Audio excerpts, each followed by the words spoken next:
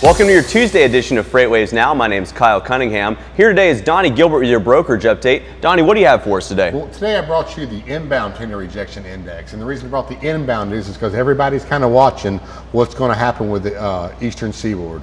So we have the hurricane out here. It's kind of over the Bahamas, moving up, and they're not exactly sure where it's going to hit. We know somewhere between maybe Georgia and North Carolina. So looking at here, you see a lot where inbound tender rejection rates are picked up for the Lakeland area and Jacksonville area. That was the first threat. And now as it turns up, you see that we have a lot of inbound tender rejections growing in the Alabama area. This is actually where they're staging a lot of the FEMA stuff right now. But wondering what's going to happen up here between Georgia and North Carolina, we're not exactly sure yet. So right now the tender rejection rates are fairly low. But as a broker, you need to be really careful. With the storm out there and moving, what you don't want to happen is to book a load into those areas and not be watching the storm and everything get closed and blocked. So therefore your truck's actually going to be stuck after they've picked up this from the shipper and before they've closed or after they've closed at the consignee. So what can happen there is the truck just sit for 2 and 3 or maybe even 4 days as the storm comes on through. So brokers need to watch these areas, make sure if they're picking up a load headed into maybe the Myrtle Beach, the Wilmington areas, that they have enough time to get in there with anticipating the storm coming up. And if it starts getting within that 24-hour mark, you may not want to pick the load up yet. Because once you pick that load up, you may not be able to take it back. If you're lucky, they may have an alternate delivery point, but don't count on that. So brokers definitely need to pay attention with what's going on with the storm. Now, if the storm does hit in this area, expect the inbound tender rejection rates to start jumping up very, very quickly, because all loads, especially you're going to have FEMA loads, rescue loads coming into these areas, and rates are going to start jumping really quickly as capacity tightens up. Now, outbound loads, once the FEMA trucks start delivering, they might be looking for loads to get themselves out of there. So you might be see outbound tender rejection rates start dropping to help get the trucks back to an Atlanta or maybe the Midwest area. Fantastic perspective from the storm today. Thanks, Donny, for that brokerage update. Hello everybody, I'm FreightWaves meteorologist Nick Austing, here to talk about, as you may be guessing, Hurricane Dorian. Still a major hurricane out there, and over the weekend, airports across parts of the southeast coast have been closing, shutting down operations in advance of the storm, because it is expected to at least get very close to the southeast coast, possibly even hug the coast. And a lot of drivers out there have been positioning relief supplies ready to go in after the storm passes to help in the damaged areas. So there's a lot that's been going on over the weekend. The current status of Hurricane Dorian, it is still a powerful Category 3 storm. Maximum winds right now, sustained winds at 120 miles per hour with, of course, higher gusts.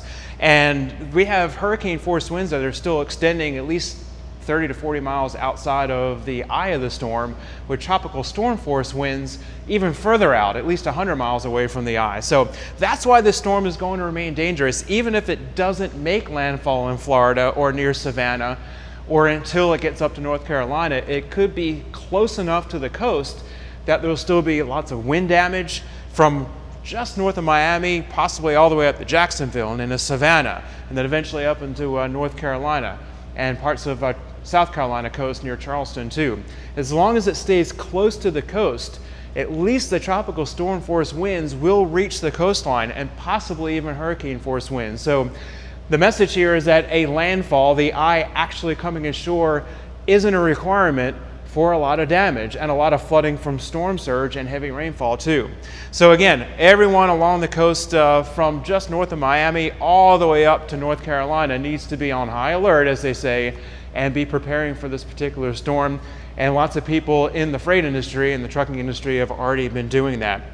We're just going to get a closer look on our next map here, closer look at Florida and the southeast coast. So almost all the forecast models right now, including the National Hurricane Center, do have the center of the storm staying offshore.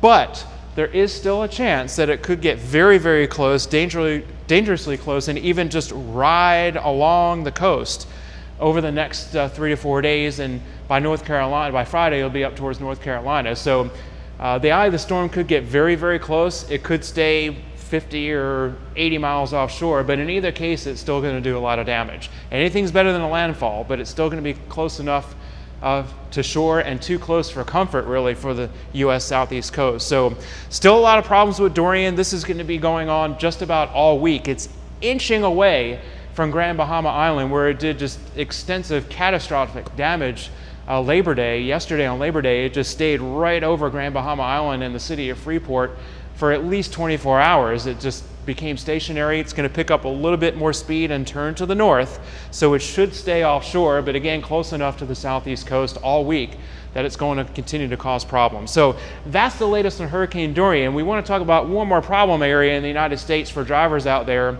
up towards the Great Lakes area.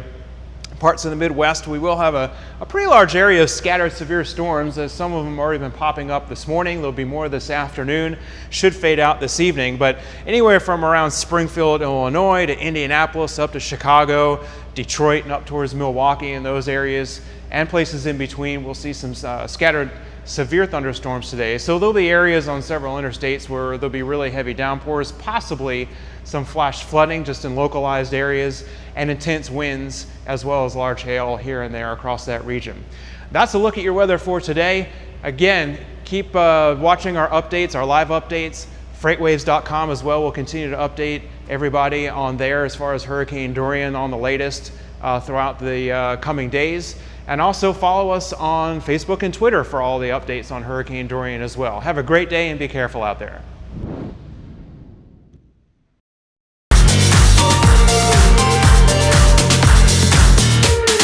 Welcome to your Tuesday Carrier Update, sponsored by AT&T Business. My name is Kyle Cunningham. Today we're going to talk a little bit about what's happening all across the nation in Iowa and also in Florida. Let's go ahead, jump right into it. Talking about your outbound tender volume index for the United States of America, we can see there's been a huge downturn into the holiday weekend. Now, Labor Day, these types of holidays, 4th of July, anything where these shippers are going to shut down, you're going to see a big turn down in your outbound tender volume index. Now, this yellow line that you're looking at here is your outbound tender volume from last year. So you can clearly see that this year the volume turned down way before, and last year actually turned down to about 17% lower, whereas this year you're looking at 15.79% down. You can still see your outbound tender reject index for the entire nation at 4.71, down 2%, nothing to get scared of. What we need to see is this volume come back. We're looking for it to return to above 10,000 to be favorable to the carriers. We'll go ahead and jump over into Iowa and see what's happening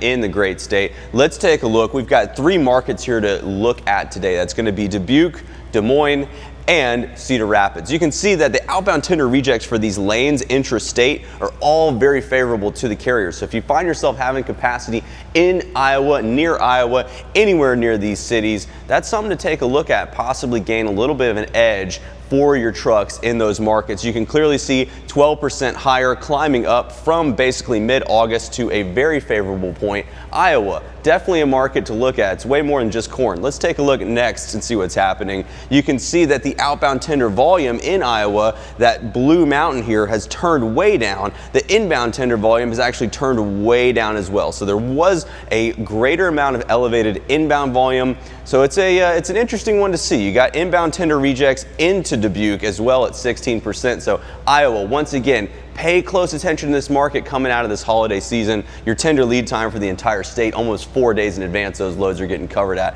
Now let's take a look, finally looking at Florida. Everybody's watching, everybody's waiting. You can see your tender lead time, loads are covering in Florida about 3.9 days ahead of the pickup time. You can see your inbound rejects spiking up. Nobody's really wanting to go in there right now. That'll change as soon as that storm comes around. Your outbound tender volume here, yellow, trending down. Your white line here, your inbound volume trended down. Florida's kind of quiet right now, but keep an eye on it. Improve your fleet's efficiency with AT&T Fleet Complete, a 4G solution for tracking vehicles and simplifying ELD compliance.